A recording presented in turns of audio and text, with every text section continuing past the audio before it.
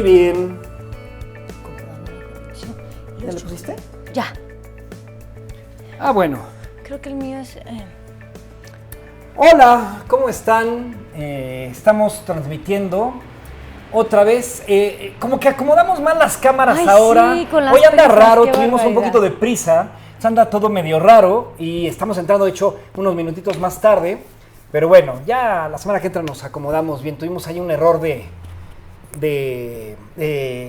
logística, digámoslo así. Exacto, un poquito Pero bueno, aquí complicado estamos con mi el hermana tráfico. Sachi y yo.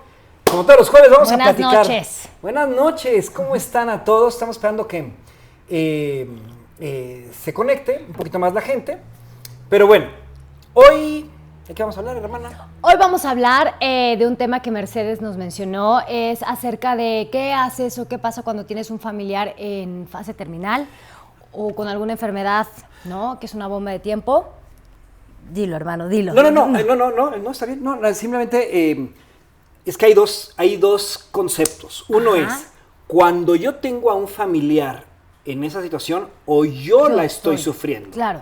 Es decir, a ver, fase terminal, soy Bueno, medio no, agresiva la palabra. En una enfermedad que sabes que es una bomba de tiempo, ¿sabes? Algo crónico, algo que sabes que médicamente no va a sanar, o tienes una esperanza muy remota de que sane y que tal vez sabes que la enfermedad va avanzando. a avanzar y va a limitar algunas de las capacidades físicas naturales que tenemos los seres humanos. Entonces tenemos dos situaciones. ¿Qué pasa si tú eres el familiar cercano Ajá. que quieres mucho a la persona o tú eres la persona que está Que tiene viviendo la enfermedad, eso? Entonces, ¿no? vamos a partirlo, vamos a hablar de dos temas. Primero es, ¿qué pasa cuando yo soy la persona que tiene la enfermedad? Que está sano. Ok, Primero. ok. Es decir, que tengo al familiar en eso. Que yo creo que es difícil. Yo creo que varios de nosotros, o de las personas que están escuchándonos ahorita en el feed de Instagram, en Sachi o en el mío, o en Facebook Live, algunos o conocen a alguien que ha estado en una situación similar, que tiene ¿no? a un enfermo que sabes que va a estar ahí medio difícil las cosas, ¿no? Claro. Entonces, ahí estoy saludando a toda la gente que se está conectando. Muchas gracias a todos los que se están conectando. Ay, Hola a sí, todos. muchas Pero gracias. Oigan, disculpen estos pelos. Oigan, aunque no conectemos, no respondamos en este momento, sí escríbanos, salúdenos, porque cuando terminamos de transmitir, revisamos todo. Entonces vemos quién nos saludó, quién nos escribió, vemos todo, nos encanta verlo. Pero bueno, Exacto. ¿cómo actuar? ¿Cómo actuar? ¿Cómo actuar? Mira, yo creo que es muy subjetivo, ¿no? Depende de la personalidad de cada quien. Ahora, nosotros podemos hablar desde nuestra perspectiva, ¿no? Y la situación que vivimos y la forma en la que actuamos. Y yo es lo que le recomiendo a la gente cuando esté en una situación similar. Nosotros tuvimos a mi papá le detectaron cáncer en el 2013. En enero del 2013 y a raíz de ahí mi papá se vino como mucho para abajo. Mi papá ya sentía que tenía alguna enfermedad y estuvo insistiendo, le estuvieron haciendo análisis, estudios y no salía nada, nada de nada. Hasta que lo operaron de la próstata fue una situación bien complicada porque mi mamá y yo estábamos antes de que lo subieran a la camilla y llegaron los doctores y muy fríamente nos dijeron: no, pues el señor tiene cáncer. Y nosotras, ¿cómo? De sopetón nos cayó, ¿no? ¿Cómo que tiene cáncer? Sí, pues le operamos la próstata, le dejamos un porcentaje de la próstata, pero todo estaba ahí infestado. Definitivamente es cáncer. Mi mamá y yo estábamos en shock. No le dijimos nada a mi papá. Mi papá se sanó, fue mágico cómo se sanó, estaba súper alegre, súper feliz. Y en enero que le tocó hacerse sus estudios, mi papá también era médico, entonces cuando vio ¿cómo se llama cuando te hacen el contraste? El contraste, ajá. Se dio cuenta que ya tenía metástasis hasta el cerebro. Entonces, a partir de ese momento, la actitud de mi papá desafortunadamente cambió, ¿no? Fue como, tengo cáncer, me voy a morir. Iba caminando por el hospital saludando a sus amigos, diciéndoles, me voy a morir. Yo afortunadamente lo pude acompañar ese día. Él se quería ir solito, pero estuve con él y yo nada más lo veía diciéndole a toda la gente, me voy a morir, tengo cáncer, ¿no? Y yo le decía, papá, espérate a que te den los resultados. Me dice, Sachi, lo vi, le pregunté a la persona que estaba ahí en los rayos X y me dijo que efectivamente, sí, estoy todo infestado. Entonces, Eso pasó en enero. En febrero como que se empezó a animar, marzo más, y mi papá, hagan de cuenta que no tenía nada para abril, ¿no? Estaba perfecto, todavía se fue a un lugar, Sanovive en Tijuana, donde les hacen unos estudios, salió mejor que mi mamá, era impresionante. Mi papá estaba maravilloso. Y pasaron 3 años cuando volvió a recaer. Nos fuimos, ¿te acuerdas? En diciembre de vacaciones. Y él le encantaba el vapor, era su fascinación. Y eso no ayuda al cáncer. Entonces, como que se le aceleró mucho el proceso y a raíz de ahí se empezó a venir para abajo. Él empezaba a tener unos dolores fuertísimos que yo no le recomiendo a nadie. Yo de verdad, cada que lo oía gritar, decía, Dios mío, por favor, por favor, por favor, llévatelo o comparte el sufrimiento conmigo, haz algo, por favor, porque mi papá está muy mal. O sea, creo que es más difícil cuando ves el sufrimiento ajeno que el tuyo propio, de un ser amado, ¿no? Y eso me pasaba a mí. Yo sufría muchísimo de saber que mi papá no podía dormir. Intentábamos de todo, busqué amigos por todos lados, alternativas. Y el problema fue que aparte de esto que se metió al vapor, fue con el doctor también y vio que estaba ya era todo casi negro. Totalmente infestado. ¿Infestado se dice? Sí, bueno, infectado o que ya se había contaminado parte de las células estas cancerígenas del resto de partes vitales, ¿no? Exacto, y creo que eso, bueno, en cuestión de actitud, a mi papá ya le empezó a dar mucho miedo saber que tenía una bomba de tiempo dentro de su cuerpo y que en cualquier momento podía morirse. Tenía mucha ilusión de hacer un disco, gracias a mi mejor amiga que se pudo hacer. Mi mamá me está llamando por teléfono, al ratito le hablo. Y bueno, ahora mi parte, ¿no? El lado de yo estar del otro lado, era muy difícil. Tenemos otros hermanos, uno vive en Madrid y otro vive en Italia y estamos Tetsu y yo aquí, ¿no? Entonces, de cierta forma, mi mamá, una guerreraza, la verdad se aventó el cuidado de mi papá los últimos meses, y aparte que mi mamá trabaja mucho, teníamos que seguir trabajando porque obviamente es una enfermedad súper costosa, donde mi hermana y yo teníamos un departamento y yo le hablé desesperada a mi hermana diciéndole, tenemos que vender el departamento, necesitamos dinero, necesitamos sacar a mi papá adelante.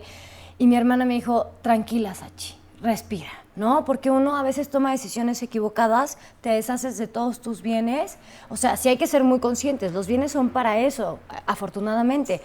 Pero a veces sí hay que ser conscientes, porque entonces después te quedas tú en la calle y la persona de todas maneras se muere, ¿no? Entonces me decía, a ver, ¿qué es lo que necesita mi papá? ¿Qué tratamientos vamos a llevar para hacerlo de la mejor forma, ¿no? Entonces, eso nos dio como una concientización diferente de cómo tomar el caso. Y bueno, sí buscamos muchas alternativas, todo lo que hubiera, todo lo que nos recomendara, todo orgánico, inorgánico, etcétera. Nunca se hizo quimioterapias, mi papá nunca se quiso someter a esos tratamientos. Y yo, la verdad, es que no me arrepiento de haberme enojado con él a veces, ¿no? De a veces que cosas me daban coraje, a pesar de saber que mi papá estaba mal, cosas que yo no estaba de acuerdo, porque la gente que está enferma a veces reacciona de una forma muy agresiva o está de malas.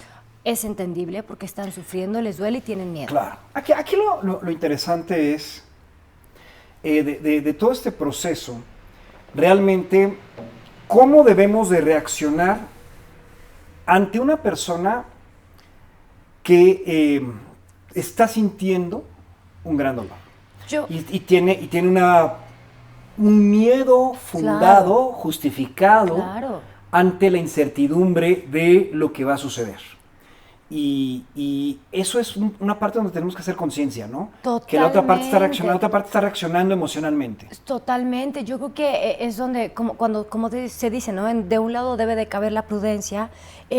Yo creo que hay que reaccionar con amor. O sea, yo no tengo otra palabra para que yo pueda aconsejarle a la gente. Es amor puro y total hacia la persona que está pasando por esta situación tan grave, ¿no? Claro.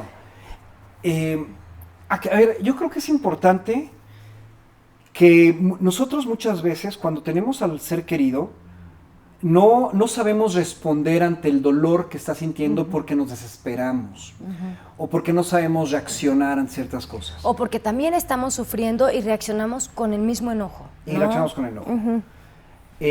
Lo importante, entonces, es tener la claridad de que el día que nos vamos a morir, está determinado desde que nacemos. ¿Qué es lo que quiero decir? No es que esté determinado que sepamos cuándo vamos a morir. Lo que quiero decir es que el primer día en que está contemplado que vamos a morir es el día que nacemos. Ajá. Es decir, ¿qué quiero decir?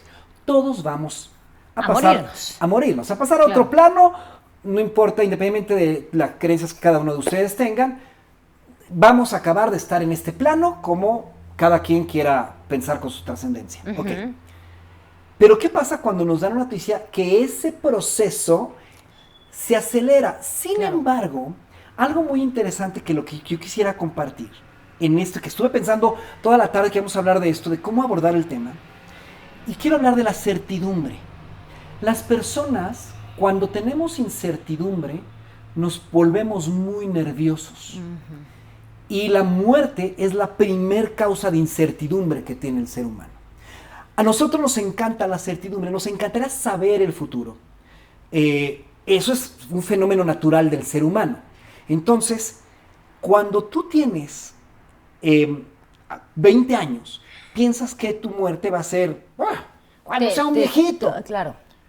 La realidad de las cosas es que luego tienes 50, 70, 80, 90 o en los años que sean, y ese tiempo que tienes ya para vivir se agota, se está agotando. Entonces, entramos al concepto de ¿por qué entonces cuando ya me dan una noticia de que ese tiempo tal vez se acerca a lo que yo tenía premeditado, previsto en mi vida, empiezo a generar un proceso de angustia muy serio y dejo de disfrutar los procesos? Claro. Los procesos de vida, los naturales. Claro. Y entonces enfoco toda mi vida a la enfermedad del ser querido. Y eso es algo en lo que tenemos que trabajar. Es muy difícil lo que estoy diciendo, ¿eh? No, lo entiendo perfectamente. Pero tenemos que trabajar nosotros, de nuestra propia experiencia, en cómo nosotros apoyamos el proceso de vida. Porque, ¿qué más da que viva 5 años con una enfermedad crónica donde los 5 años lo está sufriendo? A lo mejor mañana uno se muere porque se estrella el coche. O porque te caíste de la escalera, ¿no? O sea, ¿no? Y claro, estás sano. Es decir, totalmente. Tenemos que aprender a disfrutar los procesos de vida independientemente de la certidumbre. Porque déjenme decirles algo, ¿eh? Los milagros sí existen. La verdad es que se los quiero compartir. Yo era la principal persona que estaba en contra de todas esas cosas por escéptico. Pero he escuchado tantas historias aparentemente milagrosas. ¿Y saben dónde está el milagro? En la actitud. Exactamente. Yes. Todo esto va dirigido a esto. La actitud. Y ahorita por eso me quiero ir un poco ahora a cuando yo soy la persona que tiene la enfermedad. Sin hablar de personas en específico, tengo casos cercanos, muy cercanos, de que te detectan una situación que cambia tu vida, de una enfermedad. Y yo quiero poner ahorita un poquito el ejemplo de mi papá, de algunas cosas. ¿Cuántos años duró con el cáncer, hermana? Mi papá, yo creo que desde que se lo detectaron a que falleció, 3 años. 3 años. Uh-huh. Desde que se lo detectaron, él ya estaba con el cáncer, el cuerpo invadido de cáncer. Uh-huh. La realidad de las cosas... ¿Quién sabe cuántos años antes lo tenía? ¿Quién sabe? Exactamente. Pero él no era consciente de eso. Exactamente. Porque fue algo que pues, no se atendió.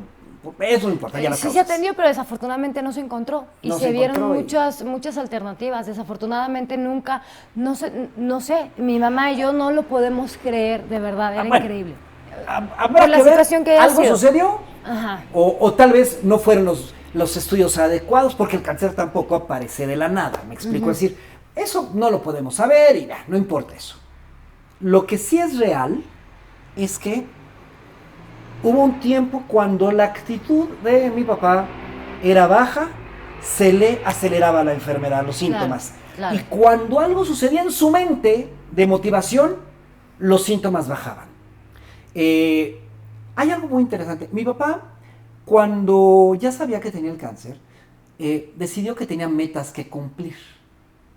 Y esas metas, como dice mi hermana, una de las metas era grabar un disco. No es que fuera un gran cantante ni nada de esas cosas, pero era un sueño que él tenía, que nunca ha logrado. Y de hecho escribió muy padre su biografía que se llamaba Una historia ligada a una canción.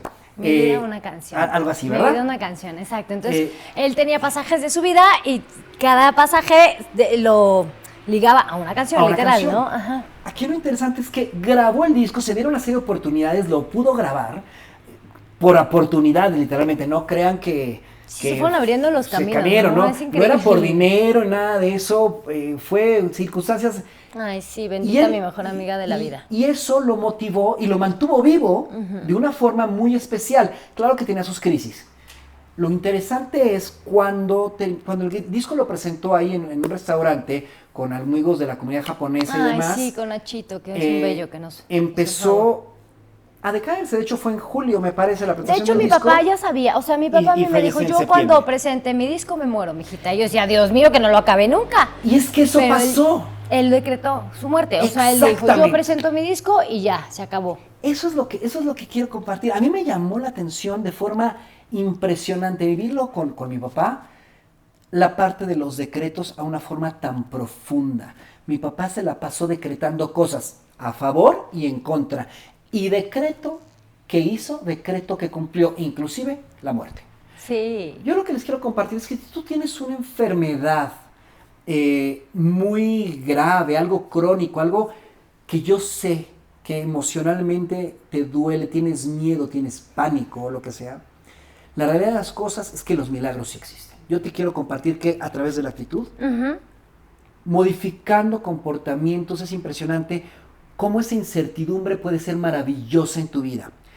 La certidumbre que tú tienes con enfermedad crónica es me voy a morir. Lo estás decretando.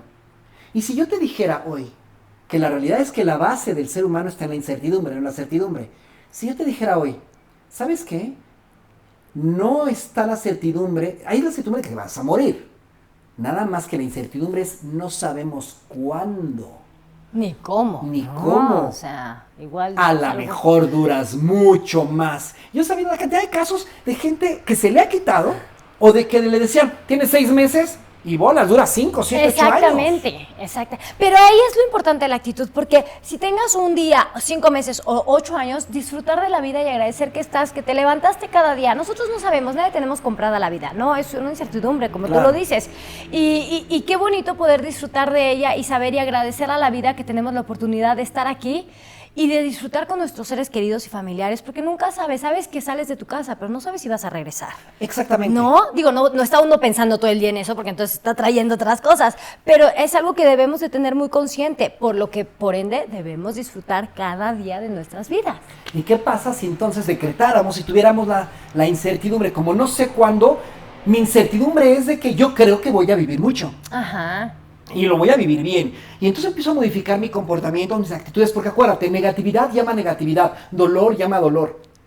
Pareciera que es un cliché, pero no lo es. Es impresionante cómo cambian las actitudes, tu comportamiento físico y tu estado mental. ¿Qué atraes, qué repeles? Todo eso. Y eso es lo importante que queremos compartir. Aprendamos a atraer las cosas buenas con muy una profunda actitud. Si tienes una persona que está en esa situación, empieza a actuar diferente, empieza a apoyar el proceso de podemos estar bien, vamos a resolverlo. Yo sé que es complicado, hay procedimientos de coaching que hacemos con esto. Y empatizar, hermano, con la persona, que es súper importante. O sea, que la persona sabe que tú sabes que está sufriendo, pero no por eso vas a sufrir con ella. Al contrario, vas a tratar de animarla para que su vida sea una mejor calidad de vida. Exactamente. Y si eres la persona que estás en esa situación, créeme, con actitud se puede, es impresionante, es una magia, hay una magia muy interesante en todo lo que son los procesos emocionales y de comportamiento. Está muy estudiado en comportamiento, no es esoterismo, es realidad, aparte, el esoterismo no es malo, pero a fin de cuentas, para no entrar en esos temas polémicos de debate lingüístico, la verdad es que... Del esoterismo, que es súper interesante, a ver si hablamos pronto de ello. Podremos platicar un poquito, la semana que entra, que yo de hecho quería hablar, es cómo todas esas cuestiones energéticas que suceden son realidad o son mentira. ¿Existe o no existe? La lectura del tarot, esas cosas, ¿son reales o no son reales? Podemos hablar de eso. Sí, está interesante. Es interesante, son perspectivas muy padres de cómo funciona. Pero bueno, a fin de cuentas, para concluir con este tema, actitud, atraer las cosas. Amor, agradecimiento. Amor, agradecimiento. Sí. Y si quieren saber más del tema, hay cuestiones de coaching, sigan nuestras redes. Yo soy certificador de coaches, voy a empezar una semana, y todavía tienen tiempo, se pueden inscribir en una certificación en coaching, que comenzamos en la Ciudad de México en una semana, todavía hay lugares, Qué padre, hermano, qué emoción. Oye, y yo también quiero preguntarte si en esa certificación vas a hablar del lenguaje corporal. Sí, claro. Que se me hace algo súper interesante. ¿Por qué no hablamos mejor la próxima semana para que se vayan adentrando un poquito a lo que es el coaching que hace Tetsuji del lenguaje corporal, que me parece algo sumamente interesante? A lo mejor puedes dar como una embarradita para que se inscriban. De verdad, anímense, está bien, bien padre. Es súper interesante conocer todo, pues toda la información que tienes, ¿no? Digo, Claro. y parte de ella es el lenguaje corporal. ¿Qué decimos con bueno, yo que me la paso moviéndome y agarrando el pelo, no, o sea, ¿qué significa? Bueno, pues entonces tenemos varios temas para 100 semanas, pero la semana que entra vamos a hablar de lenguaje no verbal, exacto, programación neurolingüística, ¿sí? Sistemas representativos de comunicación y cómo funciona y cómo el cuerpo habla y cómo tú puedes aprender a leer muchísimo y apoyar para lograr metas. Si estás pasando por un mal momento, puedes resolver tu vida, porque todo lo está pasando, créanme. Yo lo sé y he salido de esas cosas. Sí, entonces, así es. Hermana, pues está padrísimo. La semana Está que entra, padrísimo. jueves que entra 9 de la noche, vamos a estar muy puntuales ahora sí, para que le digan a quien quiera que vamos a hablar de esto, exacto, nos se animen. compartan y lo vean. Exacto. Hermana, muchas gracias. De nada, Chinese. Bueno, ahorita vamos a ver todos los comentarios. Bueno, pues muchas gracias. Nos vemos el Les jueves que mandamos entra. un beso, que tengan excelente noche. Pásensela muy bien. Bueno, gracias. Besos. Bye. Adiós. Bye.